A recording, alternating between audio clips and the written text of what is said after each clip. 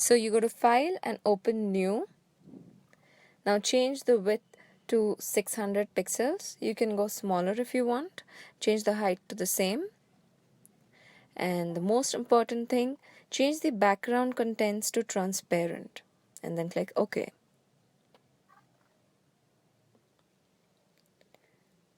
So here you go to Text and click it on screen and type whatever your logo is. Once you're done typing the text, you position it where you want. You can change the size. I prefer going higher, so I'm changing it to about 150.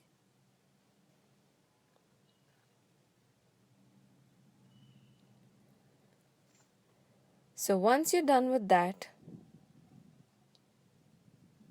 select a small area containing your text.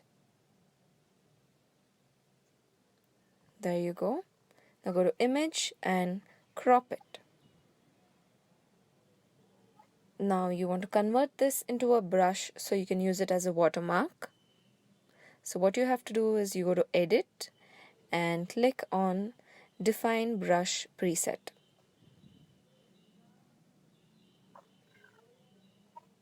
Here you can change the name to whatever name you want your brush to be. I've named it as my logo.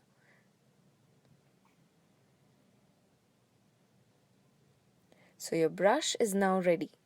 All you have to do is open your file on which you want to upload your watermark.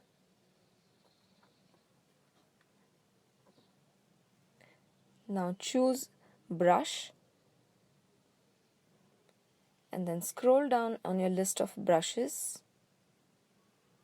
And there you have it. The last one is the one you just created. Select that and just click on the image. Here you can see the color is a bit creamish. That's because I had changed the color. I prefer going white when I'm doing a watermark. And then you change the opacity to somewhere around 50%. You just give it a try with different colors. When your image is darker, you change your opacity to something lesser, something like 20%. When your image is a light pastel color, then you choose your watermark to be quite dark. That means the opacity will be higher. Now I'm going to show you how to create a watermark with your logo. So you just open your logo file. Make sure the background is transparent, like it is here. Then go to Edit and Define Brush Preset and just rename your logo or brush.